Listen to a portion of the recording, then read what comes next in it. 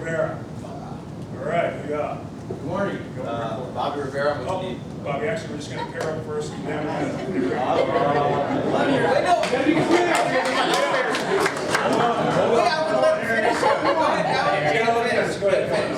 All right, well, my name is Bobby Rivera, United States Marine Corps. Been in service for 10 years, and happy New Year.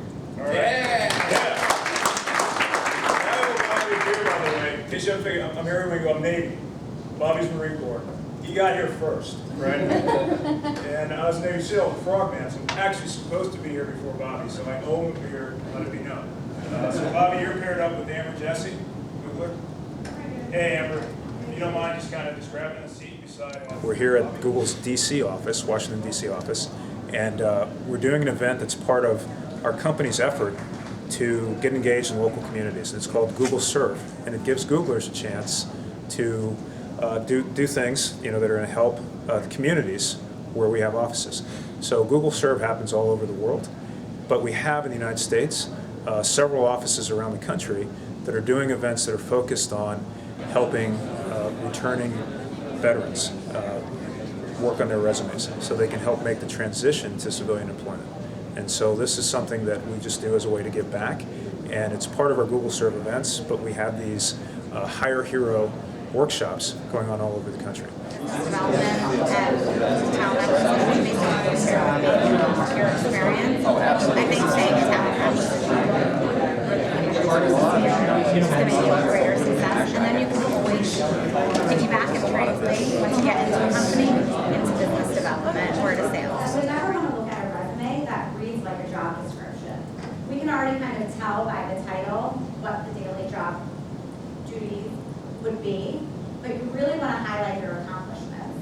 What is it that you did in this job to make you stand out, and what did you do to go above and beyond? I'm hoping to polish up my resume. I already had something put together, and I'm hoping to refine it to make it relevant for the civilian sector and have a more powerful and impact resume, and then also just to see the different type of working environments to compare to what I do now to the way Marine Corps goes to work and the way the Google people go to work are two totally different worlds, but enjoyable to see the difference. We have veterans at Google.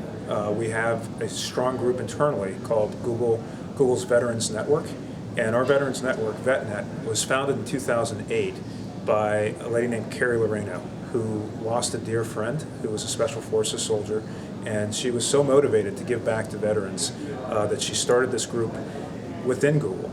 And out of that, from 2008 on, we've done different events, different ways to outreach and help the veterans community. And to be a member of our VetNet, you don't have to be a veteran yourself. You could be a family member, a friend, or just care deeply about veterans, but we also do definitely have veterans who are members of that group. As part of VetNet, we started a couple years ago doing these veteran workshops that we're just trying to give back to members of the military who happen to be near Google offices. Every year we hold this.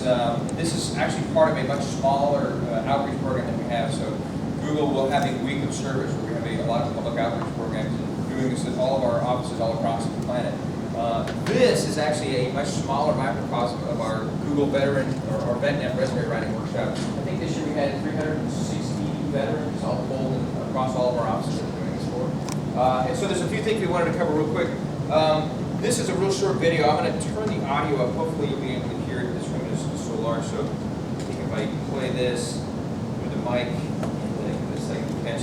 This just sort of covers kind of the purpose of what we're doing here today, and some of the sentiments that a lot of the people who are here are sort of. The most challenging aspect of public service was the transition. Coming back from being a Ranger, being that type of environment to civilian was the most difficult, and I didn't know what to do. Separating the war from the soldier is difficult at first. People aren't robots in the military, I guess. And sometimes people think of the military as being this sort of dehumanizing thing. I wanted to be part of something that was bigger than myself. Everybody's asked to do a lot and do things that are probably well beyond their age and experience. You live so many different lives, or I did, from the time I was in the Marine Corps to the time I got out.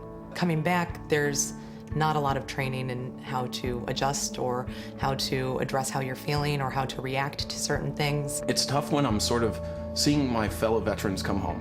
service members, they return from Iraq or Afghanistan, they're having a hard time finding a job, and I know that these guys could do just about anything. We're not just one view. We're infinite number of views, infinite number of thoughts, and that's what makes us special, I think, as a military and as a country. We chose this. Veterans have been put in situations that not many Americans can relate to. And a lot of the times, especially if they've deployed, even if the ones that haven't deployed, they're able to be put in positions, situations, or have certain levels of responsibility where they're going to succeed just because it's how they're wired, it's what their DNA makes them do. So if the American people were to know one thing, it's you hire a veteran or you look to a veteran, you know, the one thing you can count on is their reliability and their ability to, you know, follow what it is the mission's going to be and execute to the best of their ability, which I think is going to be, you know, above average.